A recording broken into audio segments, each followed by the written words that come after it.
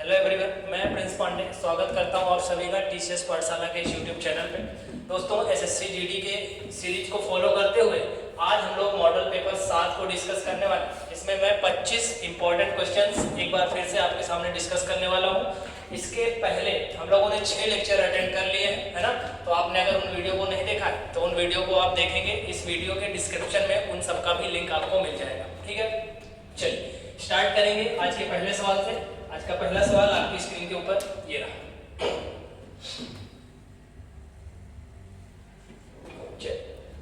फटाफट से जवाब देंगे। एज का सवाल है पहला। नम्रता और दिव्या की आयु का अनुपात 4:3 है। उनकी आयु का योगफल 28 वर्ष है, तो 4 वर्ष बाद उनकी आयु का अनुपात कितना होगा? और बड़ा कर देते हैं इसको।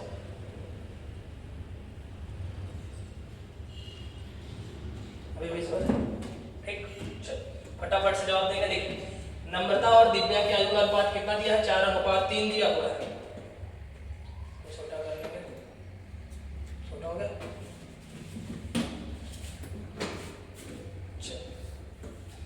देखिए, रेशियो कितना दिया हुआ है? 4:3। केवल रेशियो दिया गया है, इसका मतलब ये वर्तमान आयु का अनुपात है। ठीक है, और इनका टोटल कितना दिया है? 28। हमारे अकॉर्डिंग अगर इनका टोटल करें तो कितना है? 4 3 7 यूनिट। 7 यूनिट की वैल्यू 28 है, तो 1 यूनिट की वैल्यू कितनी हो जाएगी? 4। तो यहाँ से हम रियल वैल्यू निकाल सकते हैं। अगर 1 यूनिट अगर 4 है तो 4 यूनिट कितना हो जाएगा? 4 गुणा 4 यानी 16। और 3 यूनिट की वैल्यू कितनी हो जाएगी? 3 गुणा 4 यानी 12। क्लियर? पहला वाला नाम किसका था? नम्रता का, तो ये नम्रता की आयु आ गई। और दूसरा वाला दिव्या, तो दिव्या की आयु आ गई। नम्रता की प्रेजेंट एज है 16, दिव्या की प्रेजेंट एज है 12। आगे कह रहा 4 वर्ष बाद दोनों का रेशियो। अगर अभी 16 की है तो 4 वर्ष बाद ये कितने की हो जाएगी? 20। अगर ये अभी 12 की है तो 4 वर्ष बाद कितने की हो जाएगी? 16 की। रेशियो पूछ रहा है, भाग कर दीजिए। 4 5 20 और 4 4 16। तो जो रेशियो निकल के आने वाला वो 5:4 का निकलने वाला, जो कि आपको ए ऑप्शन में गिवन है। क्लियर? पहले सवाल का आपका जवाब हो जाएगा 5:4, जो कि आपको ए ऑप्शन में गिवन है। क्लियर? कहीं भी आयु का अनुपात दिया है या आयु दी गई है तो केवल अगर आयु लिखा है तो आप उसको वर्तमान आयु समझेंगे। बाकी जो पूछेगा, अगर बात पूछेगा तो लास्ट में जोड़ देना है, और अगर पूर्व की बात करेगा तो घटा देना है। ठीक, ये बात आपको पता है। चलिए बढ़ेंगे अगले सवाल की तरफ। अगला सवाल आपकी स्क्रीन के ऊपर ये रहा।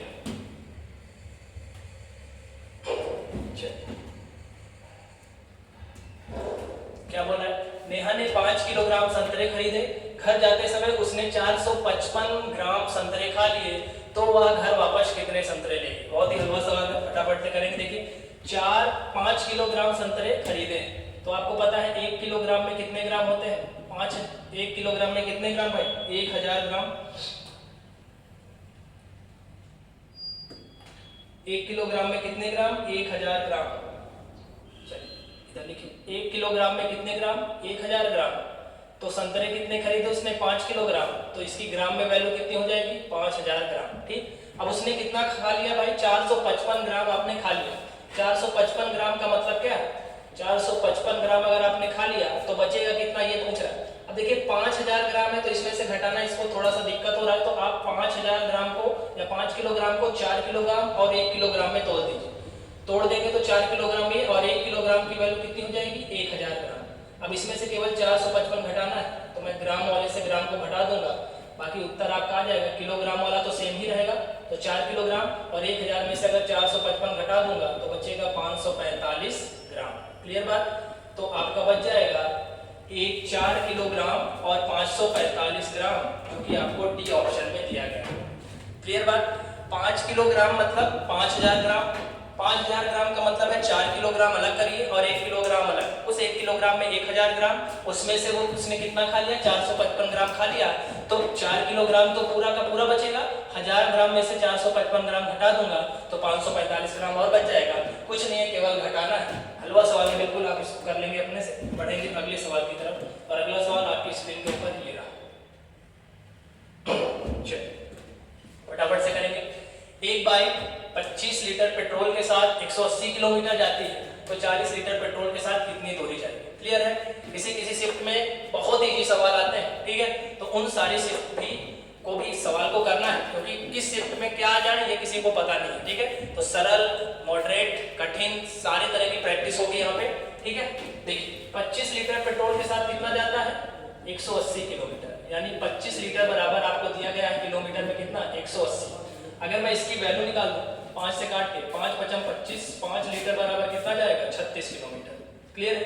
जाना कितना है 40 किलोमीटर 40 लीटर के साथ, तो आप चाहें तो 1 लीटर की वैल्यू निकालिए, या अगर थोड़ा दिमाग लगाएं तो 40 पूछा और 5 की वैल्यू दिया तो 5 40 का मल्टीपल है, 5 क्या है 40 का मल्टीपल है, यानी कितने गुणे का संबंध है 8 टाइम्स का संबंध है। तो 8 से यहाँ गुणा कर देंगे, फटाफट उत्तर निकल जाएगा। 8 छंग 48 के 8 हाथ से 4 और 8 3 24 4 28, यानी कितने किलोमीटर जाएगा भाई 288 किलोमीटर, क्योंकि तो आपको सी ऑप्शन में दिया गया। क्लियर बात? 25 लीटर से 180 किलोमीटर जा रहा था, तो मैंने 5 से काटा, 5 लीटर में कितना जाएगा 36 किलोमीटर। अब मुझे जाना है 40 लीटर पेट्रोल के साथ, तो 5 और 40 में कितने गुने का संबंध है 8 का, तो 8 का सीधे इधर मल्टीप्लाई करेंगे तो किलोमीटर में वैल्यू कितनी आ जाएगी 288 किलोमीटर। फटाफट से कर लेंगे। चलिए, आसान सवाल था ये भी। बढ़ेंगे अगले सवाल की तरफ, और अगला सवाल देखते हैं क्या कह रहा है। चलिए, सिंप्लीफिकेशन का सवाल आपकी स्क्रीन के सामने। 420 प्लस भाग गुणा 35 प्लस 45 स्क्वायर माइनस 15 का स्क्वायर, उधर वैल्यू दिया है क्वेश्चन मार्क के स्क्वायर, यानी किस संख्या का ये स्क्वायर ये आपको बताना है। क्लियर बात? चलिए, अब देखिए ये दिया है सिंप्लीफिकेशन में आपको बॉड मास का एक बार बताया गया, ब्रैकेट तो यहाँ है नहीं, ऑफ तो यहाँ है नहीं, तो इसके बाद किसका नंबर आता है डिवीजन का। सबसे पहले भाग कर दीजिए यहाँ पे 420 बटा 12। देखिए इसको ऐसे लिख सकते हैं, भाग करना है तो ऐसे भी लिख सकते हैं, गुणा किससे करना है 45 से, 35 से, फिर इधर 45 का स्क्वायर करना है। 45 का स्क्वायर आसान है, किसी भी संख्या के लास्ट में अगर 5 है तो इसका स्क्वायर करेंगे तो लास्ट में 25 बनेगा। यहाँ है 4, तो 4 के बाद क्या आता है 5, और 5 चौक 20, दोनों को गुणा कर देना है। 15 का स्क्वायर 225 होता है, ये आपको पता ही है। क्लियर बात? इसको काट दीजिए, 4 तियां 12 और 4 से कटेगा 4 एक 9 4 0 4 पंचे 20, 3 से और काट दीजिए, 3 तियां 9 3 पंचे 15। 35 का स्क्वायर करना है। 35 का स्क्वायर फिर से देखिए वही ट्रिक लगाएंगे, लास्ट में 5 है तो 5 की वजह से बनेगा 25, और 3 है यहाँ पे तो 3 के बाद क्या आता है 4, और 4 तियां कितना होता है 12, 12 25 आ जाएगा।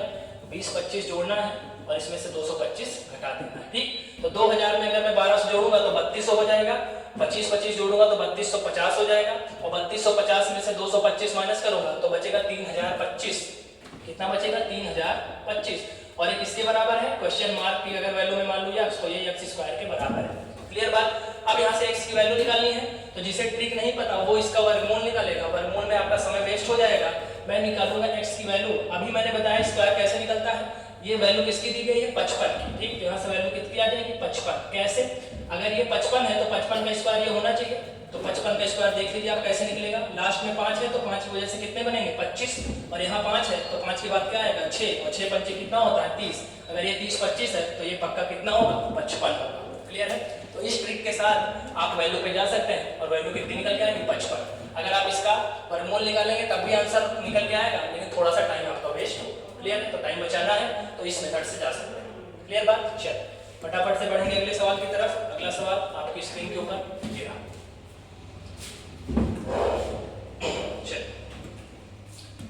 नवनीत एक सड़क को 4 किलोमीटर प्रति घंटे की गति से चलकर 9 मिनट में पार करता है, तो सड़क की लंबाई है। बेहतरीन सवाल, आसान सवाल है, फटाफट से बिना टाइम वेस्ट किए निकालेंगे। चाल बराबर दूरी बटा समय। चाल कितनी दिया है 4 किलोमीटर प्रति घंटे। देख लीजिए आंसर सब मीटर में है, तुरंत मीटर प्रति सेकंड में। मीटर मतलब छोटा, तो छोटा नंबर ऊपर और बड़ा नंबर नीचे।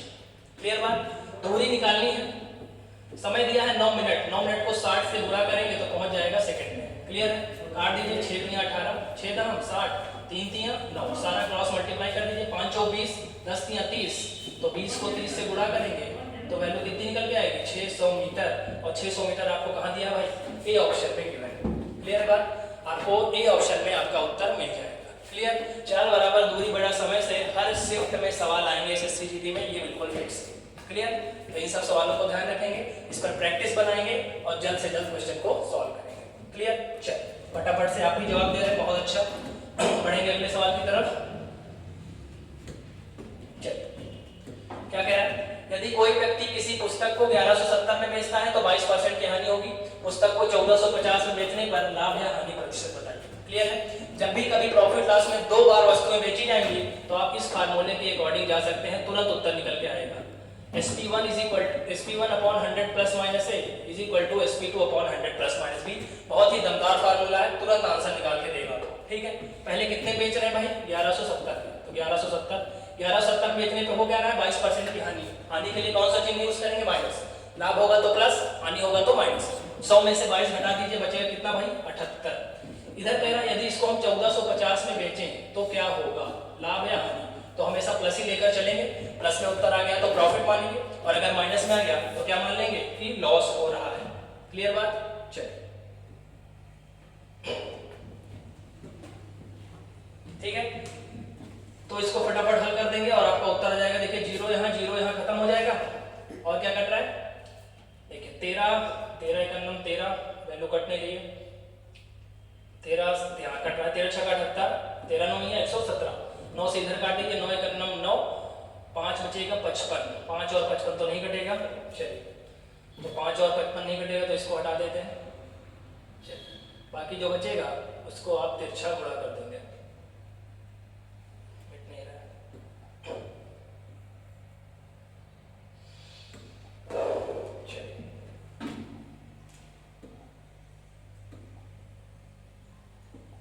चलिए एक बार फिर से देख लीजिए, जब भी दो बार आप बेचेंगे वस्तु को तो आप इस फार्मूले से जा सकते हैं, SP1/100 plus minus A is equal to SP2/100 plus minus B। पहली बार कितने बेच रहे हैं भाई 1170, तो 22% की हानि हो रही है। 22 का मतलब 100 में से 22 घटेगा तो कितना बच जाएगा 88 नहीं 78 बचेगा, चलिए 78 बच जाएगा। इधर कह रहा है जब इसको बेचेंगे 1450 में तो कितने परसेंट का प्रॉफिट या लॉस, तो मैंने आपको बताया प्लस ही लेकर चलना, प्लस में आ गया उत्तर तो लाभ और माइनस में आ गया तो हानि।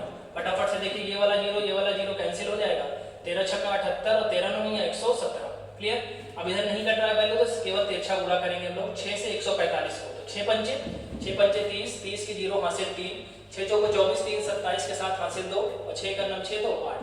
उधर 9 का मल्टीप्लाई दोनों में, तो 9 में 100 से करेंगे तो 900 और 9 में 20 से करेंगे तो 9 भी आ जाएगा।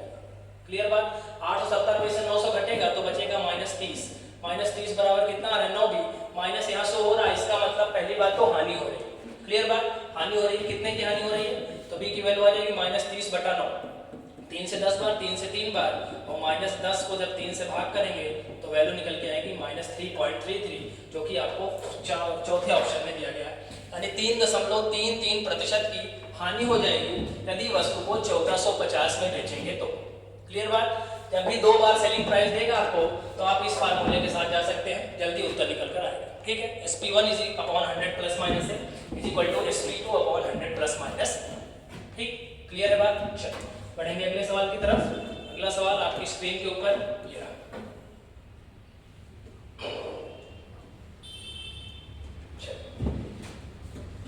क्या कह रहा है, एक वस्तु का क्रय मूल्य 9500 रुपए, यदि हानि प्रतिशत 22% है तो वस्तु का विक्रय मूल्य क्या। बहुत ही आसान सवाल है, फटाफट से करेंगे। फ्रैक्शन मेथड सबसे बेस्ट है।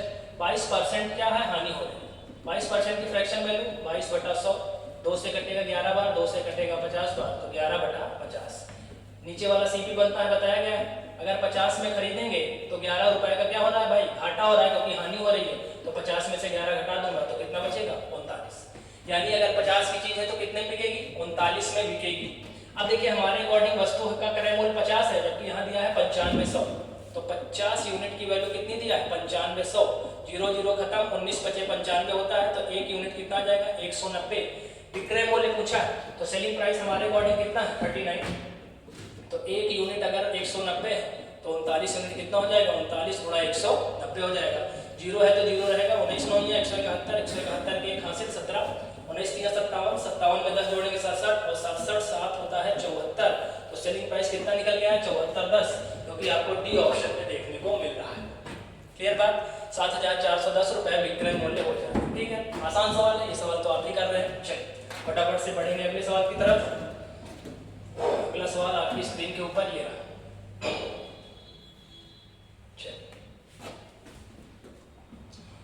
सिंप्लीफिकेशन, 288 का 7/16 का 17/18 कितना होगा। बहुत आसान सवाल है, तुरंत करेंगे 5 सेकंड के अंदर। 288 का मतलब है गुणा 7/16, फिर का मतलब गुणा 17/18। क्लियर बात, केवल काटना है आपको, उत्तर निकल कर आ जाएगा। 16 का नाम 16, 12 बचेगा 28, 16 8 128, 18 ऊपर 18 नीचे खत्म, और 17 7 कितना होता है भाई 119। 119 बिल्कुल सही जवाब, क्योंकि ए ऑप्शन में दिया गया है। ठीक, स्पीड अच्छी है, पहाड़ा तैयार, तो ज़्यादा से ज़्यादा 5 सेकंड लगेगा और आपका उत्तर आपके सामने। क्लियर है बात? चलिए, आसान सवाल है, फटाफट से आप भी जवाब दे रहे हैं, वेरी गुड। बढ़ेंगे अगले सवाल की तरफ। अगला सवाल आपकी स्क्रीन के ऊपर ये रहा।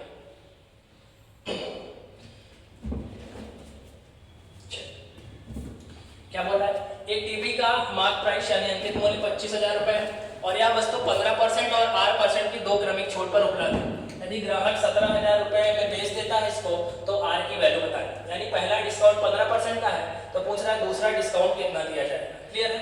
अब इस पर आप फ्रैक्शन से नहीं जा सकते हैं क्योंकि दूसरा वाला हमको डिस्काउंट पता नहीं है, तो दूसरे वाले डिस्काउंट से तो जा नहीं सकते हैं। इसके लिए मुझे फार्मूला सबसे बेस्ट लग रहा है। फार्मूला आप नोट कर लीजिए फटाफट से, फार्मूले से जाएंगे तो जल्दी हो जाएगा। 100 माइनस d1/100, जितनी बार छोड़ देंगे 100 से घटाते जाएंगे और 100 का भाग करते जाएंगे और वैल्यू फटाफट निकल के आती जाएगी। देखिए, विक्रय मूल्य कितना दिया है? 17,000। अंकित मूल्य कितना दिया है? 25,000। पहली छूट कितनी है? 15, तो 100 में से 15 गया 85, और दूसरी छूट दिया है आर, तो यही आर की वैल्यू बतानी है और यही हमको निकालना है। क्लियर बात? देखिए, 3 जीरो यहाँ, 3 जीरो यहाँ सामने सामने खत्म हो जाएगा। और क्या करना है देख लीजिए, 25 चौका 100, 25 से 25 खत्म। ठीक है, बाकी तिरछा गुणा करिए फटाफट। देखिए 100 और 4, 5 से और काट सकते हैं, 5 से 17 बार, 5 से 20 बार, 20 चौक 80, इधर 80 का तिरछा गुणा, 17 8 136, तो 1360 हो जाएगा। यहाँ कुछ नहीं बचा है, ठीक, यहाँ सब कुछ कट गया था, 17 बचा है, 17 में 100 से गुणा करिए, 1700 और 17 क्लियर है। 1360 में से अगर मैं 1700 घटाऊं तो बचेगा कितना? 340। 340 बराबर माइनस 340 बराबर माइनस 17R, माइनस माइनस खत्म, 17 दूना 34, तो दूसरी छूट जो निकल के आ रही है वो 20% निकल के आ रही है, जो कि आपको बी ऑप्शन में दिया गया है। क्लियर है? 20 से 25 सेकंड लगेंगे और फटाफट से आपका जवाब आपके सामने। जरूरत है तो पहाड़ा तैयार करने की और जल्दी जल्दी काटने की, वैल्यू को सॉल्व करने की। ठीक है, और ये तब आएगा जब आपने बहुत सारी प्रैक्टिस करके रखी होगी तो। ठीक है, मैं इसी सवाल में किसी को 1 मिनट से ज्यादा का समय भी लग सकता है। अगर उसे पहाड़े नहीं तैयार, उसे काटने में समस्या होती है, वैल्यू को छोटा करने में समस्या होती है तो। क्लियर बात? लेकिन अगर ये सब आपका तैयार है तो आप फटाफट से आंसर पे पहुंच पाओगे। ठीक है, चलिए बढ़ेंगे अगले सवाल की तरफ। अगला सवाल क्या बोल रहा है? चलिए, अगला सवाल भी सिंप्लीफिकेशन से है। 7 गुणा 3 माइनस 4 गुणा 5 प्लस 2 गुणा 2। ठीक, हलवा सवाल है, कुछ है ही नहीं। 7 3 21, 5 24, 21 में से 20 गया 1 और 2 दूना 4, और 4 1 कितना होता है? 5, और 5 आपका बिल्कुल सही जवाब हो जाएगा। ठीक है, इस सवाल में तो कुछ था ही नहीं। 7 3 21, 5 24, 21 में से 20 गया, आपका कितना बच जाएगा भाई? 1, और इधर 2 दूना 4 और 4 1 जुड़ जाएगा तो कितना हो जाएगा? 5। 5 आपका बिल्कुल सही जवाब है। ठीक है, चलिए, सवाल में तो कुछ था ही नहीं, लेकिन इस तरह के सवाल भी आपको परीक्षा में जरूर देखने को मिलेंगे। ठीक है, तो इनको इग्नोर नहीं करना, बस जल्दी से करके आगे बढ़ जाना है। एक खाली पोल को पाइप 6 घंटे में और दूसरा 8 घंटे में भरता है। यदि दोनों पाइप खोले जाते हैं तो 2 घंटे के बाद पाइप X को बंद कर दिया जाता है, तो शेष टैंक को भरने में कितना समय लगेगा? ठीक है, पाइप एंड सिस्टम का सवाल है। टाइम एंड वर्क और पाइप एंड सिस्टम से सवाल जरूर देखने को मिलेंगे आपको, फटाफट से आंसर करिए। जो x वाला पाइप है वो 6 घंटे में, y वाला पाइप 8 घंटे में। एलसीएम बेस्ट मेथड है इसका। 24 भरना है, 6 चौको 24, 8 तियां 24। ये 1 घंटे में 4 भर रहा है, ये 1 घंटे में 3 भर रहा है। स्टार्टिंग में दोनों टुगेदर भर रहे हैं साथ साथ, तो 1 घंटे में कितना भरेंगे? 4 3 7। बंद कब कर रहे हैं? दोनों पाइप खोले जाए 2 घंटे के बाद। अगर 1 घंटे में 7 भर रहा है तो 2 घंटे में कितना भरेगा? तो आप बोलोगे 2 घंटे में 7 दूना 14 लीटर भर देगा। क्लियर बात? 24 भरना था, 14 भर चुका है, तो बचा कितना? बचा कितना भाई? 10 लीटर। 10 और भरना है। अब मैंने x को बंद कर दिया, अब x को बंद कर दिया यानी x ने काम करना बंद कर दिया, तो अब काम कौन करेगा? y 1 घंटे में कितना भरता है? 3, तो 10 और भरना है, तो समय कितना लगेगा भाई? 1 घंटे में 3 भरता है तो 10 लीटर भरने में 10/3 समय लगेगा, और 10/3 का मतलब है 3 सही 1/3 घंटे। 3 सही 1/3 आपको डी ऑप्शन यानी लास्ट वाले ऑप्शन में दिख रहा है। तो शेष टैंक को y जो है वो कितने समय भर देगा? 3 सही 1/3 घंटे में भर देगा। क्लियर है? इसको घंटे और मिनट में भी दे सकता है, तो 3 घंटे तो पूरा और 1/3 घंटे को अगर मिनट में ले जाना तो 60 से गुणा कर देंगे, तो 3 घंटे 20 मिनट भी इसका आंसर बन सकता है। क्लियर है? तो इस बात को भी ध्यान रखेंगे, परीक्षा में ऑप्शन में चेंजिंग हो सकती है। चलिए बढ़ेंगे अगले सवाल की तरफ। अगला सवाल आपकी स्क्रीन के ऊपर ये रहा, फटाफट से करेंगे, बिल्कुल टाइम नहीं वेस्ट करना है और जल्द से जल्द उत्तर आपको देना है। चलिए एक आयत की लंबाई में 60% का इंक्रीज और चौड़ाई में 37.5% की कमी होती है तो आयत का क्षेत्रफल में कितने परसेंट की कमी या वृद्धि होगी। क्लियर है। बेस्ट पार्ट इसका है कि आप फ्रैक्शन से जाएं, क्योंकि यहाँ तो 60 ठीक है लेकिन ये 37.5 है। अगर आप कोई और रोल लगाएंगे, सक्सेसिव लगाएंगे, तो यहाँ पर आपकी कैलकुलेशन बढ़ जाएगी, जबकि अगर आप फ्रैक्शन से जाएंगे तो जल्दी होगा। 60% मतलब 60/100 यानी 3/5 तो वृद्धि हो रही है, यानी पहले अगर लंबाई 5 थी तो 3 बढ़ गई, अब तो कितनी हो जाएगी भाई 8 हो जाएगी। क्लियर है। 37.5% की फ्रैक्शन वैल्यू आपको रटी होनी चाहिए 3/8, यानी पहले अगर चौड़ाई 8 थी तो अब 3 की कमी हो गई तो चौड़ाई कितनी बचेगी 5 बचेगी। ठीक है, ये आपका लंबाई है, ये लंबाई था और ये क्या था चौड़ाई था। ठीक है, पुरानी लंबाई पुरानी चौड़ाई तो क्षेत्रफल क्या आएगा पुराना वाला सॉरी पुरानी लंबाई पुरानी चौड़ाई तो क्षेत्रफल क्या आएगा पुराना। आयत का क्षेत्रफल होता है क्या है लंबाई गुणा चौड़ाई, तो 8 पंचे 40। ये नई वाली है 8 और चौड़ाई भी 5 तो 8 पंचे 40, यानी जितना पहले था उतना अभी भी है। तो आप बोल सकते हैं कि क्षेत्रफल में कोई बदलाव नहीं हो रहा है। क्लियर भाई, जितना पहले था उतना अभी भी है, यानी क्षेत्रफल में तो कोई बदलाव हो ही नहीं रहा है, तो आगे परसेंटेज वैल्यू निकालने की जरूरत ही नहीं है। तो आपका जो उत्तर हो जाएगा वो क्या हो जाएगा आयत के क्षेत्रफल में कोई बदलाव नहीं होगा। क्लियर बात। बेस्ट पार्ट यही है, फ्रैक्शन वाला सबसे आसान। 5 था 3 बढ़ गया तो हो गया 8, ये चौड़ाई थी 8 3 घट गए तो हो गई 5, इधर भी 8 पंचे 40 इधर भी 8 पंचे 40, दोनों का एरिया बराबर, यानी एरिया में कोई चेंज नहीं आता है। क्लियर बात। आसान सवाल। बढ़ेंगे अगले सवाल की तरफ। अगला सवाल आपकी स्क्रीन के ऊपर ये रहा। चलो फटाफट से जवाब देंगे, बिल्कुल भी टाइम नहीं लेना है, फटाफट से जवाब देना है, परीक्षा है नजदीक। 10% प्रति वर्ष की दर से एक निश्चित राशि पर 2 वर्ष का सीआई 168 रुपए है। समान राशि पर आधे दर पर दोगुने समय के लिए एसआई बताना है। क्लियर है। अगर आप यहाँ से मूलधन निकाल लेंगे तो आपको एसआई तो मिल ही जाएगा। ठीक है, बाद में एसआई का फार्मूला लगा देंगे, SI is equal to principal into rate into time divided by 100। Clear बात। चलो देखिए 10% का रेट दिया है, सीआई के लिए मैं फ्रैक्शन मेथड यूज करूंगा। अगर 10% की फ्रैक्शन वैल्यू निकालूं तो आप कितना बोलोगे 1/10। 2 वर्ष पैसा बढ़ाना यानी 10 रुपए पर 1 रुपए ब्याज, तो पैसा कितना हो जाएगा भाई 11। कितनी बार बढ़ाना है 2 बार। गुणा करिए 10 गुणा 10 100 और 11 गुणा 11 121। आपको मैंने बताया कई बार जो इधर गुणा करने पे आता है वो प्रिंसिपल यानी मूलधन होता है, ये वाली वैल्यू अमाउंट होती है, मिश्रधन होती है। और अगर अमाउंट से प्रिंसिपल को घटा दूंगा तो मिल जाएगा हमारा कंपाउंड इंटरेस्ट, जो कि हमारे अकॉर्डिंग कितना दिख रहा है 21 दिख रहा है। क्लियर बात। हमारे अकॉर्डिंग जो सीआई है वो है 21, जबकि क्वेश्चन में इसकी रियल वैल्यू दी गई है 168, तो 21 यूनिट कितना दिया है भाई 168, तो यहाँ से 1 यूनिट कितना आ जाएगा 8। क्लियर है। मुझे चाहिए मूलधन, मूलधन मेरे अकॉर्डिंग कितना है 100 है, तो मैं इस मूलधन की वैल्यू निकाल लूंगा। 1 यूनिट अगर 8 है तो 100 यूनिट कितना हो जाएगा भाई 800। क्लियर बात। यहाँ तक मूलधन निकल के आ गया, मूलधन कितना है 800। अब क्या कह रहा है आगे देखिए जो रेट था उसको बोल रहा है कि हाफ कर दीजिए और टाइम को कर दीजिए डबल। पहले रेट कितना था 10%, तो जब आप एसआई निकालेंगे तो अब नया रेट कितना हो जाएगा आधा, आधा हो जाएगा, मतलब कितना हो जाएगा 5%। पहले टाइम कितना था 2 वर्ष था, अब टाइम को बोल रहा है डबल कर दीजिए, तो डबल कर देंगे तो टाइम कितना हो जाएगा 4 वर्ष हो जाएगा। तो कह रहा है कितना ब्याज मिलेगा, सिंपल इंटरेस्ट निकालना है। साधारण ब्याज बराबर होता है मूलधन गुणा दर गुणा समय बटा 100।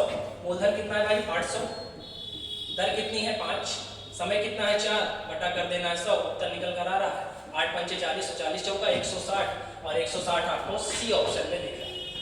क्लियर बात। यानी रेट को आधा और टाइम को जब मैं डबल कर दूंगा तो जो मेरा एसआई निकल के आ रहा है सिंपल इंटरेस्ट वो कितना निकल के आ रहा है 160 होता है। ठीक है, एक बार रिपीट कर देते हैं। देखिए 10% का रेट दिया था और 2 वर्ष का सीआई दिया था 168, तो मुझे सबसे पहले वहां पर एसआई निकालना है और एसआई निकालने के लिए मुझे मूलधन चाहिए, दर चाहिए, समय चाहिए। ठीक है, तो दर और समय तो दिया गया है लेकिन मूलधन नहीं, तो सीआई की सहायता से मैं निकालूंगा पहले प्रिंसिपल। 10% की फ्रैक्शन वैल्यू 1/10 यानी पैसा 10 से 11, 10 से 11। ठीक, 2 बार क्यों बढ़ा, क्योंकि टाइम कितना दिया है 2 वर्ष, 3 वर्ष दिया तो 3 बार बढ़ा देते। 10 से 11, 10 से 11, यहाँ मल्टीप्लाई किया 100, यहाँ मल्टीप्लाई किया 181। इधर वाला गुणा करने पे हमेशा प्रिंसिपल बनता है, इधर वाला गुणा करने पे हमेशा अमाउंट यानी मिश्रधन बनता है। अमाउंट से प्रिंसिपल को सब्ट्रैक्ट कर दूंगा तो मिल जाएगा आपको सीआई यानी चक्रवृद्धि ब्याज। हमारे अनुसार चक्रवृद्धि ब्याज है 21 और क्वेश्चन में दिया गया है 168, 1 यूनिट कितना आ जाएगा 8, तो यहाँ से प्रिंसिपल कितना आ जाएगा, प्रिंसिपल मैंने माना था 100, 100 की वैल्यू हो जाएगी 800। क्लियर। पहले रेट दिया था 10%, बोल रहा है रेट को आधा कर दीजिए तो नया रेट कितना हो जाएगा 5%। पहले समय दिया था 2 वर्ष, बोल रहा है इस टाइम को दोगुना कर दीजिए तो 2 का डबल हो जाएगा 4। पूछ रहा है कितना ब्याज मिलेगा, तो ब्याज बराबर साधारण ब्याज बराबर मूलधन गुणा दर गुणा समय बटा 100। 0 0 खत्म, 8 पंचे 40 और 40 चौका कितना हो जाएगा 160, जो कि आपको सी ऑप्शन में दिखेगा। क्लियर बात? दोबारा समझाने पे आई थिंक क्लियर हो गया होगा। चलिए बढ़ेंगे अगले सवाल की तरफ। जो सवाल आपको नहीं समझ में आएगा, जो सवाल आपको लगेगा अच्छा है लेवल, उसको आप नोट करते हुए भी चलेंगे, ठीक है, क्योंकि एग्जाम हाल में क्वेश्चन रिपीट होंगे ये पक्का है। चलिए, एक छात्र ने कुल अंकों का 80% प्राप्त किया और 360 अंक प्राप्त किए। कुल 90% अंक वाले छात्र को कितना अंक प्राप्त करना चाहिए? क्लियर बात? देखिए 80% की वैल्यू दी गई है 360, तो पूछ रहा 90% की वैल्यू कितनी होगी, बस इतनी बात है। अब यहाँ पर मैटर ये करेगा कि आप इसको जल्दी से समझ पाएंगे कि नहीं। समझ पाएंगे तो 5 सेकंड के अंदर उत्तर निकलेगा, नहीं समझ पाएंगे तो फिर इसी में उलझे रहे। देखिए एक छात्र ने कुल अंकों का कुल अंक कितना था ये नहीं पता है, 80% पाया है और 80% का जो अंक है वो कितना है 360। क्लियर बात? तो 80% जो है वो हमारे अकॉर्डिंग कितना है भाई 360। तो कह रहा है जो 90% पाया है वो कितना अंक प्राप्त करना चाहिए, यानी नंबर पे उसकी वैल्यू कितनी होगी। तो इसको देख लीजिए, 0 0 खत्म, 8 से काट लीजिए, 8 चौक 32, 4 बचेगा 0.8 पंचे 40, यानी 1% की वैल्यू कितनी आ गई 4.5। मुझे 90% निकालना है तो 90% निकाल दूंगा मैं, तो 90 गुणा 4.5। गुणा करने की इच्छा नहीं है तो आप 90 इंटू 4.5 को क्या लिख सकते हैं 9 बटा 2। 4.5 क्या होता है 9 का आधा, 2 से कटेगा ये 45 बार, 45 गुणा 9 कर दीजिए, 9 पचे 45 और 9 चौक 36, 9 पचे 45 के 5 हासिल 4, 9 चौक 36, 36 4 40, तो 405 आ जाएगा, जो कि आपका ए ऑप्शन में दिख रहा है। क्लियर है? तो अगर 80% वाला 360 पा रहा है तो 90% वाले की वैल्यू कितनी हो जाएगी 405 हो जाएगी। क्लियर है? केवल कंपैरिजन करके वैल्यू निकालिए। ठीक है, आसान सवाल था। बढ़ेंगे अगले सवाल की तरफ, और अगला सवाल आपकी स्क्रीन के ऊपर ये रहा।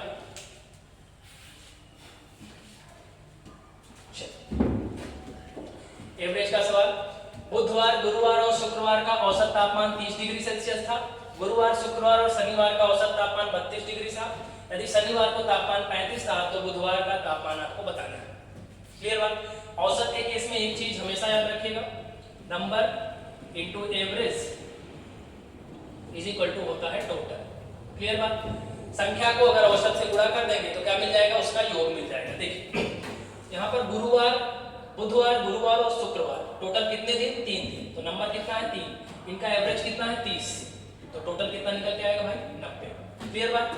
अब देखो इसको ऐसे समझेंगे इक्वेशन के फॉर्म में। गुरुवार का मतलब क्या है, संडे, मंडे, ट्यूसडे और वेडनेसडे, वेडनेसडे, थर्सडे और फ्राइडे, इनका तीनों का सम कितना निकल के आया 90, तो ये 90 आ गया।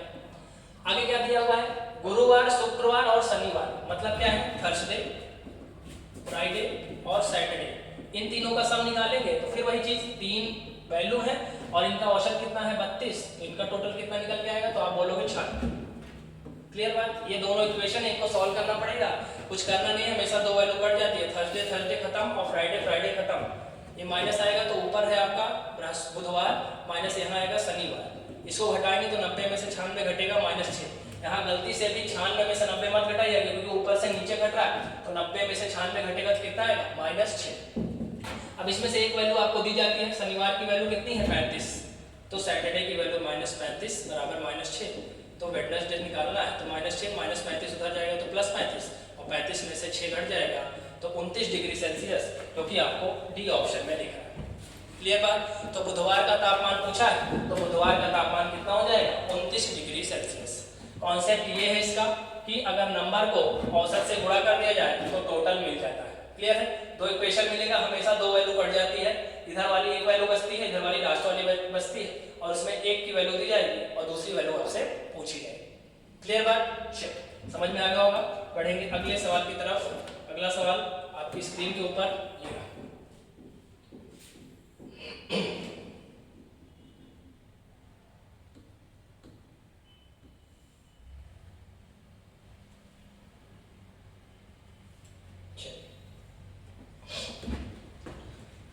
नंबर्स वाला सवाल। दो संख्याओं के बीच का अनुपात 3:7 है। सबसे बड़ी संख्या सबसे छोटी संख्या से 20 अधिक है तो छोटी संख्या बतानी है। Again very easy question. 3:7 है। देखिए बड़ी संख्या छोटी संख्या से 20 अधिक है। हमारे अकॉर्डिंग एक संख्या 3 है, एक संख्या 7, तो ये इससे कितना ज्यादा है भाई 4। 7 और 3 में कितने का अंतर है 4, यहाँ कितना ज्यादा है 20, तो 4 बराबर 20 है, तो 1 बराबर 5 हो गया। कह रहा है छोटी संख्या 3 और 7 में छोटा कौन है भाई 3, तो अगर 1 बराबर 5 है तो 3 की वैल्यू कितनी हो जाएगी, 3 × 5 = 15, और 15 आपको कहाँ दिया गया है, 15 आपको डी ऑप्शन में दिया गया है। क्लियर, बहुत आसान सवाल है। कोई शिफ्ट ऐसा होता है जिसमें बहुत इजी सवाल आते हैं, ठीक है, तो उन सब सवालों की भी प्रैक्टिस आपको होनी चाहिए। बहुत इजी आ जाएगा तो सीधी सी बात है नॉर्मलाइजेशन जब होगा तो उसको जो है कम वेटेज मिलेगा, लेकिन जब इजी सवाल आएगा तो अगर आप 25 और 25 कर दोगे, है ना, तो वहां पे वो मैटर करेगा, ठीक है। तो सरल सवाल जब आएंगे तो आपको पूरे सवाल करने हैं और जल्द से जल्द करने हैं, ठीक है। ये इजी शिफ्ट का ही सवाल है, इस तरह के सवाल जब आएंगे तो इजी शिफ्ट में ही रखे जाएंगे, ठीक है। चलिए, तो सारे सवालों की प्रैक्टिस होनी चाहिए। आसान सवाल था, बढ़ेंगे अगले सवाल की तरफ, और अगला सवाल आपकी स्क्रीन के ऊपर ये रहा। चलिए, रेशियो का सवाल, a बराबर b/5 है, b बराबर 5c/4 है, तो a रेशियो c बताना है। क्लियर, देखिए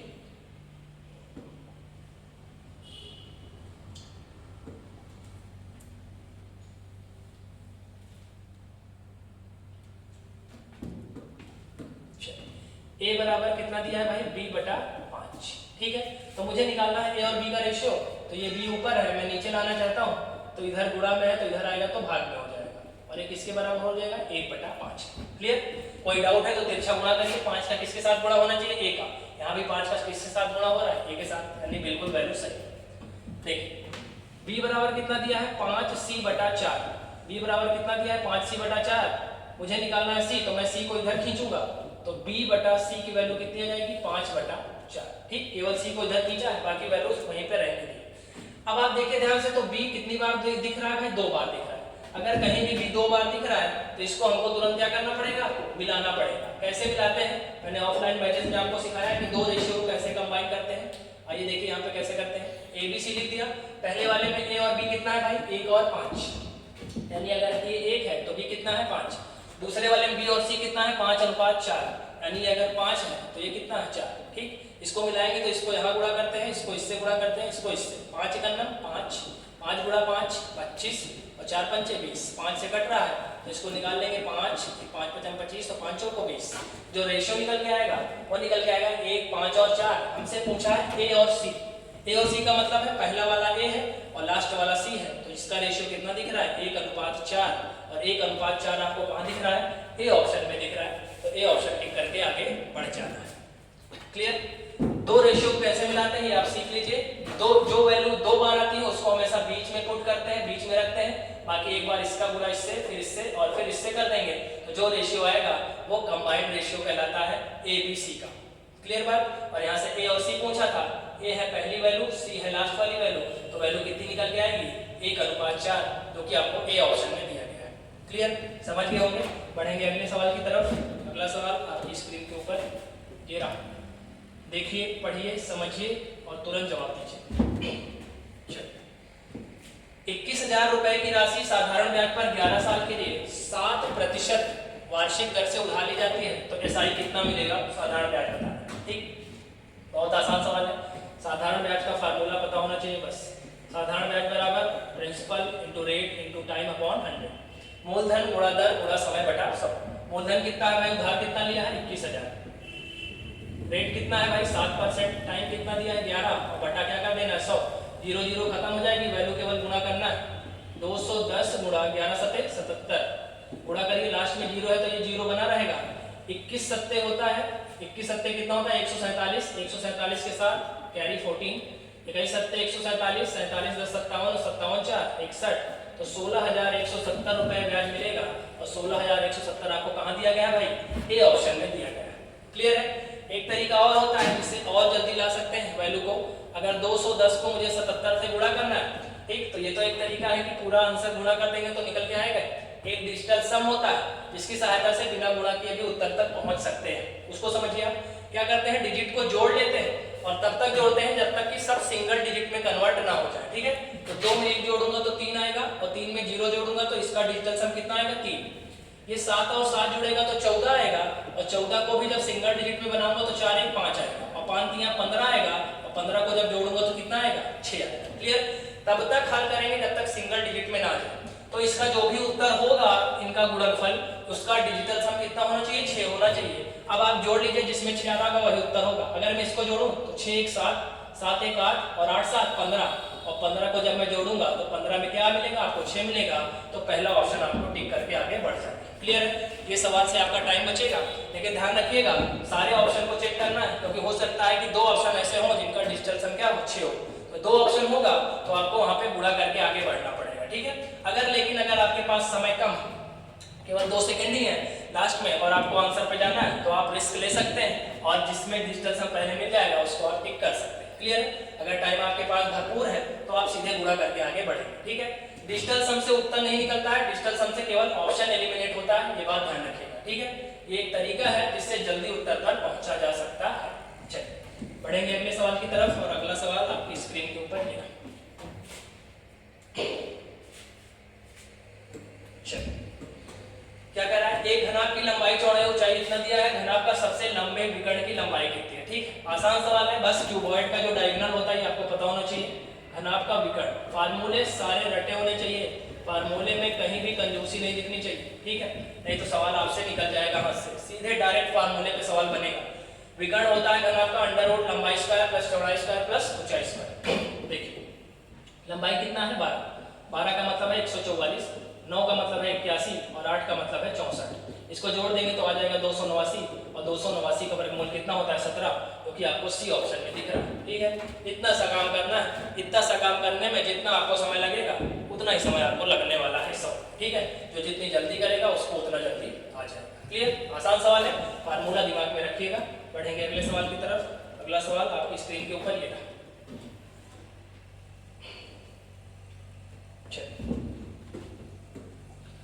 चलिए परसेंटेज का सवाल, एक चुनाव में 2 उम्मीदवारों ने भाग लिया, कुल वोटों का 10% इनवैलिड हो गया यानी अवैध हो गया। कुल वैध वोटों में से विजेता को 53% मिले और वह 324 से जीत गया, तो वैध मतों की संख्या बताइए। क्लियर बात? वैध मतों की संख्या बताइए। वैध मतों की संख्या बतानी है। हमेशा चुनाव वाले में ध्यान रखिएगा, जो टोटल वोट मानूंगा मैं वो मानूंगा 100। टोटल वोट्स कितने मानूंगा 100। क्लियर? कुल वोटों की संख्या 100, 100 वोट मतलब 100 लोग यानी 100 उम्मीदवार। अब कह रहा है कि कुल मतों का 10% अवैध हो गया, तो 100 में से 10, 100 क्यों मानते हैं? क्योंकि इसका परसेंट डायरेक्ट निकलता है, तो 100 का 10% यानी 10 अवैध हो गया, तो वैध कितना हुआ भाई 90। ये 10 क्या हो गया अवैध, तो वैध कितना है भाई 90। क्लियर बात? चलिए अवैध का मतलब, वैध और अवैध कब होता है? वोटिंग करने के बाद की कहानी होती है वैध और अवैध। क्लियर बात? वोटिंग जब हो जाती है तो अगर आपने सही वोट नहीं दिया तो वो इनवैलिड हो जाएगा, और जिसने सही वोट किया होगा वो वैलिड होता है। ठीक है? जीत हार हमेशा वैलिड से होगी। ठीक, जीत हार हमेशा क्या होगी? जिसकी काउंटिंग होगी उसी में से जीत हार होगी। अवैध की काउंटिंग नहीं होती है तो उसमें से क्या होगा? जीत हार निश्चित नहीं होगा। जीत हार हमेशा किसमें से होगा? वैलिड वोट से जीत हार होता है। क्लियर है? आगे क्या कह रहा है? कुल वैध वोटों में से विजेता को 53% मिले। वैध मतों का 53% मिला है। ठीक है? वैध मतों में से विजेता को 53%, यानी 90 का आपको 53% लेना पड़ेगा। ठीक है? तो 90 का 53% निकाल लीजिए फटाफट। 0 0 खत्म, 10 से कट नहीं रहा है। चलो गुणा कर लीजिए, 9 3 27 के साथ हासिल 2, 9 5 45, 2 47। 10 से भाग करना मैंने सिखाया, कुछ नहीं करना, नंबर जो ऊपर दिया गया है उसको उतार लीजिए, जितने जीरो है उतने अंक पर दशमलव लगा दीजिए। तो एक जीरो है तो एक अंक पर दशमलव, तो 47.7 आ जाएगा। क्लियर? यानी इसको अगर 47.7 मिलेगा तो इसको कितना मिलेगा? तो आप 90 में से इसको हटा दीजिए तो बचेगा 42.3। क्लियर है? 42.3 मिलेगा। अब कह रहा है ये 324 वोटों से जीत गया। अगर इसको 47.7, एक्चुअली ये हमारे अकॉर्डिंग यूनिट चल रही है तो आप दशमलव से घबराइएगा मत। ठीक, क्योंकि हमने इसको 100 माना है, इसके अकॉर्डिंग ये आ रहा है। अगर ये 47.7 है, ये 42.3 है, तो आपको क्या करना है? इसको आप मान लीजिए 477 और इसको मान लीजिए 423। तो ये कितने वोटों से जीता है? तो आप इसको घटा देंगे। देखिए 7 में से 3 गया 4, 7 में से 2 गया 5 और ये बच गया 5.4। हमारे अकॉर्डिंग ये कितने से जीता? 5.4 से जीता है। हमारे अकॉर्डिंग कितने से जीता है? 5.4, और यहाँ वैल्यू कितनी दी गई? 324। आपसे पूछ रहा है कुल वैध मतों की संख्या, 90 की वैल्यू बतानी है। अगर मैं दशमलव यहाँ से हटाऊंगा तो उधर 0 बढ़ जाएगा। इसको काटिए फटाफट। 54 छक्का होता है आपको 324 और ये 0, एक बराबर कितना आ गया? 60। वैध मतों की संख्या बतानी है। वैध मत कितने हैं? 90। अगर 1 बराबर 60 है तो 90 की वैल्यू कितनी हो जाएगी? 90 गुणा 60, 9 छक हो जाएगा 54 और डबल 0 5400 बिल्कुल सही जवाब है, क्योंकि आपको तीसरे ऑप्शन में दिख रहा है। ठीक है, तो वैध मतों की संख्या कितनी हो जाएगी? 5400 हो जाएगी, क्योंकि आपको तीसरे ऑप्शन में दिख रहा है। क्लियर? टोटल वोट माइनस मैंने मान लिया 100, 10 अवैध हो गए, तो यानी 90 वैध है, 90 में से जीत हार होगी। इसको मिला है वैध मतों का 53%, तो 90 का 53%। यहाँ पे थोड़ा सा कैलकुलेटिव हो रहा है सवाल, लेकिन थोड़ा सा आपको सॉल्व तो करना ही पड़ेगा। ये 47.7 है, तो ये 42.3, तो ये कितने से जीता भाई? 5.4 से जीता हमारे अकॉर्डिंग, और यहाँ पे दिया है 324 से जीता, तो 5.4 बराबर 324, तो एक यूनिट कितना आ गया? 60। वैध मतों की संख्या बतानी है, वैध मत हमने कितने हमारे अकॉर्डिंग? 90, 1 बराबर 60 है, तो 90 की वैल्यू कितनी हो जाएगी? 5400 हो जाएगी। क्लियर बात? समझ में आ गया होगा? चलिए बढ़ेंगे अगले सवाल की तरफ, और अगला सवाल आपकी स्क्रीन के ऊपर ये रहा। फटाफट से जवाब देंगे इसका भी। एक 173 मीटर लंबी ट्रेन 700 मीटर लंबे पुल को 40.5 यानी 40.5 सेकंड में पार कर जाती है, तो ट्रेन की गति बताइए। देखिए तुरंत ये सारी वैल्यू जो है किसमें दी गई है? किलोमीटर प्रति घंटे में, यानी आंसर किसमें ले जाना है? किलोमीटर प्रति घंटे में। क्लियर? गति यानी चाल पूछा है, तो चाल बराबर सिंपली होता है दूरी बटा समय। अब देखिए जो ट्रेन है वो किसको क्रॉस कर रही है? पुल को। तो मैंने स्टार्टिंग में ही कई वीडियोस में ऑफलाइन बैचेस में आपको ट्रेन वाले में 2 रूल बताए, उसको फिर से आज सुनिए, उसी पर बेस्ड सवाल है। जब कोई ट्रेन किसी व्यक्ति को पार करेगा या किसी खंभे को पार करेगा, तो चली गई दूरी केवल ट्रेन की लंबाई के बराबर होती है। लेकिन यदि कोई ट्रेन किसी प्लेटफॉर्म को पार करे, किसी पुल को पार करे, किसी सुरंग को पार करे, या अपने ही समान लंबाई की किसी दूसरी ट्रेन को पार करेगा, तो चली गई दूरी में दोनों की लंबाई को जोड़ देना है। ठीक, यही 2 रूल है, इसी से पूरा ट्रेन समाप्त हो जाता है। अब ट्रेन किसको क्रॉस कर रहा है भाई? पुल को। तो जैसा ट्रेन लंबा होता है वैसा पुल भी लंबा होता है, तो दूरी निकालने के लिए दोनों की लंबाई को जोड़ना पड़ेगा। एक की लंबाई कितनी है? 173, और दूसरे की कितनी है? 727। क्लियर बात? ये हो गई दूरी, और समय कितना है? 40.5। चलिए जोड़ दीजिए इसको, 700, 800, और ये हो जाएगा आपका 900। क्लियर बात? ये 900 बटा 40.5। अगर इस हिसाब से आंसर निकालेंगे तो उत्तर आएगा मीटर प्रति सेकंड में। जाना किसमें है? किलोमीटर प्रति घंटे में, क्योंकि ऑप्शन सारे किलोमीटर पर आवर में। किलोमीटर में जाना है, मतलब 18 वाला नंबर ऊपर और 5 वाला नीचे। क्लियर बात? इसी को हल कर देंगे, आपका उत्तर आ जाएगा। फटाफट से हल करिए। देखिए 5 से काटिए 18 बार, क्योंकि 18 पंचे 90 होता है 180, तो 180 गुणा 18, मैं दशमलव हटा रहा हूँ, दशमलव हटाऊंगा तो ऊपर एक 0 बढ़ेगा, नीचे 405। 5 से काटिए, 5 8 40, 5 1 5, और 5 दूना 10, 9 दूना 18, 9 9 81, 9 से कटेगा ये 20 बार, 20 दूना 40 और 40 दूना 80, और 80 आपका किस ऑप्शन में दिया गया? तीसरे ऑप्शन में दिया गया है। तो जो ट्रेन की गति है वो हो जाएगी 80 किलोमीटर प्रति घंटे हो जाएगी। कुछ नहीं करना है, रूल पता होना चाहिए। जब कोई ट्रेन किसी पुल को पार करेगा तो चली गई दूरी ट्रेन प्लस पुल दोनों को क्या कर देना? जोड़ देना। तो ये हो जाएगी आपकी दूरी। समय दिया था 40.5 सेकंड, किलोमीटर में जाना है तो बड़ा नंबर ऊपर, तो 18/5 कर देंगे और सॉल्व कर देंगे तो वैल्यू आपकी कितनी निकल के आ जाएगी? 80 किलोमीटर प्रति घंटे। सॉल्यूशन वाला पार्ट आपका है, क्योंकि सॉल्यूशन आपको ही करना पड़ेगा एग्जाम में। ठीक है, तो फटाफट से इसको सॉल्व करेंगे, तुरंत उत्तर निकालेंगे। मैंने काट के रखा है। ठीक, 180 गुणा 18 गुणा 10 बटा 405, और इसको जब हल करेंगे तो 20 दूना 40 और 40 दूना 80 निकल के आ जाएगा। क्लियर? चलिए बढ़ेंगे अगले सवाल की तरफ। और अगला सवाल क्या बोल रहा है देखिए।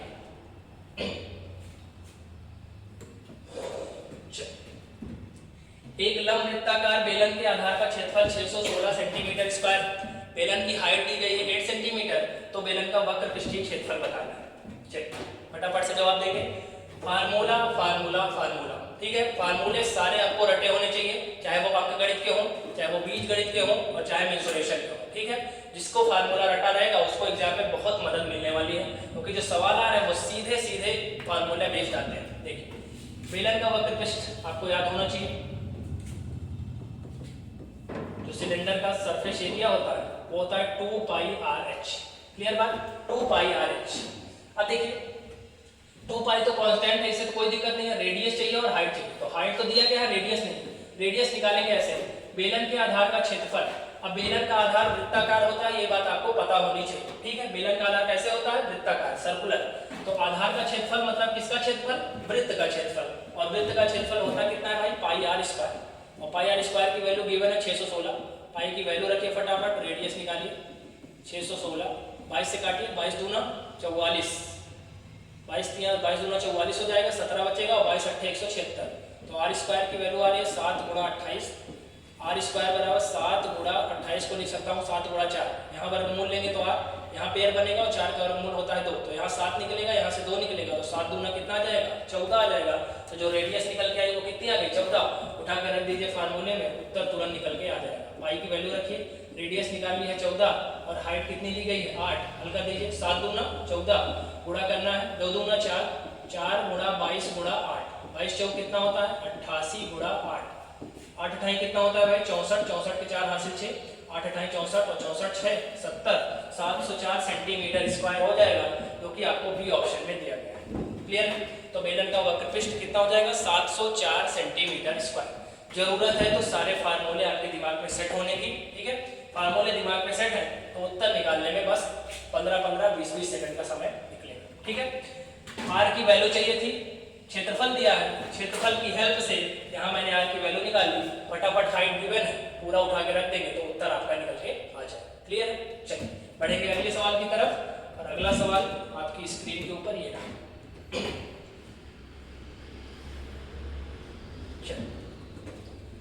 एक त्रिभुज का परिमाप 600 मीटर है, साइड्स का रेशियो दिया है, भुजाओं का अनुपात 12 13 15, सबसे लंबी भुजा कितनी है? आसान सवाल है, बहुत आसान है।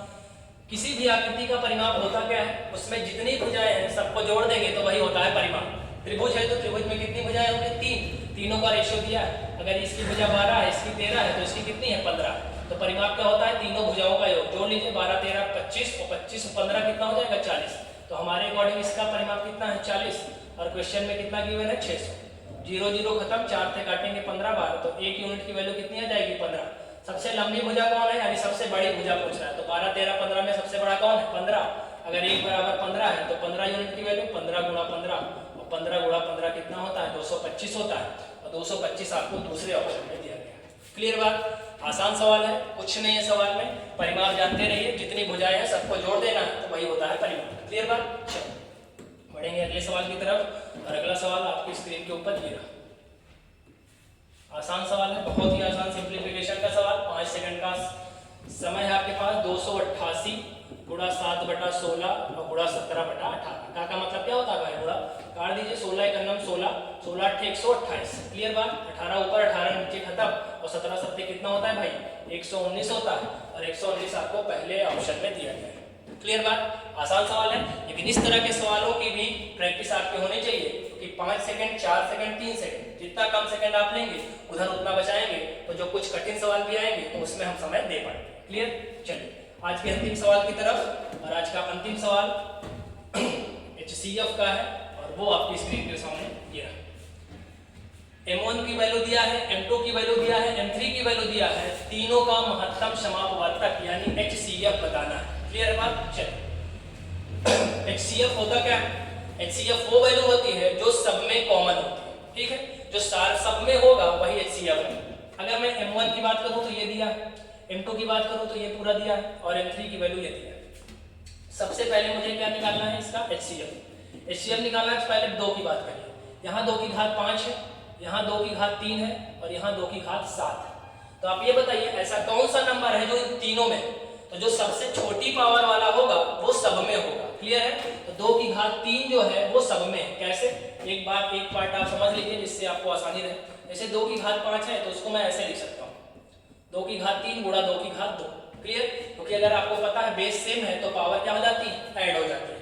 तो अगर 2 की घात 5 में आप ध्यान से देखें तो 2 की पावर 3 तो आपको मिलेगा ही, ठीक। इसी तरह 2 की घात 7 में भी 2 की पावर 3 गुणा 2 की पावर 4 लिख सकते हैं, तो 2 की पावर 3 तो आपको मिलेगा ही, ठीक। यानी पावर के केस में हमेशा ध्यान रखिए जो सबसे छोटी वैल्यू होती है वही HCF बनती है, क्योंकि वो सब में मिलेगी। तो 2 वाले में तो क्या मिल जाएगा 2 की घात 3 मिल जाएगा। क्लियर बात? 2 की घात 3 तो ऑप्शन में होना चाहिए। अब बात करिए 3 की, यहाँ 3 की घात 6 है, यहाँ 3 की घात 5 है, यहाँ 3 की घात 2 है। अब आपको बताना नहीं पड़ेगा, जिसका पावर सबसे कम है वही HCF है, तो 3 की घात 2 मिलना चाहिए। 7 की बात करिए, 7 की घात 2 है, 7 की घात 4 है, और अकेला 7 है, तो अकेला 7 यानी 7 की पावर 1 ये भी ऑप्शन में होना चाहिए। अगर मैं बात करूं 5 की, तो यहाँ 5 है, यहाँ 5 है, लेकिन इसमें 5 नहीं है। अगर इसमें 5 नहीं है तो वो HCF नहीं हो सकता, ठीक है, क्योंकि HCF के लिए सारे नंबर में वो वैल्यू होनी चाहिए, ठीक है, सारी वैल्यूज में वो नंबर होना जरूरी है। तो 5 यहाँ तो दिख रहा है, यहाँ दिख रहा है, लेकिन यहाँ नहीं दिख रहा है, तो 5 HCF पे नहीं आएगा, तो यही आपका HCF हो जाएगा। और आप इसको मिला लीजिए किस ऑप्शन में आपको दिया गया है, तो आप बोलोगे कि चौथे ऑप्शन में दिया गया है, तो चौथा ऑप्शन आपका बिल्कुल सही हो जाएगा। ठीक है, fourth option will be your right answer for this question. Clear, 2 की पावर 3 गुणा 3 की पावर 2 गुणा 7। ठीक, HCF होता क्या है, जो सब में होता है वही HCF है, सीधी सी बात है। क्लियर है, चलिए तो ये रहे आज के 25 दमदार सवाल। कैसे रहे, इनका लेवल कैसा था जरूर बताइएगा कमेंट में। ठीक है, आसान सवालों की भी प्रैक्टिस करके जाइएगा, आसान सवाल भी ज्यादा रहेंगे। 25 में 20 सवाल बिल्कुल आसान रहेंगे, 18 से 20 सवाल, 5 सवाल में ही कठिनाई होगी और वही 5 सवाल आपके सिलेक्शन को निर्धारित करेंगे। क्लियर है, चलिए तो आज की क्लास में 25 सवाल हमने किए।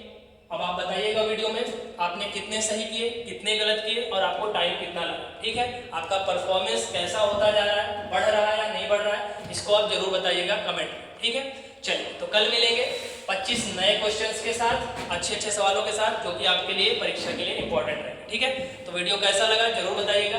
अच्छा लगा होगा तो इसे लाइक, शेयर और ज़्यादा से ज़्यादा शेयर करिएगा और चैनल पे अगर नए हैं तो चैनल को सब्सक्राइब करिएगा। ठीक है, मिलेंगे अगली वीडियो में, तब तक के लिए धन्यवाद।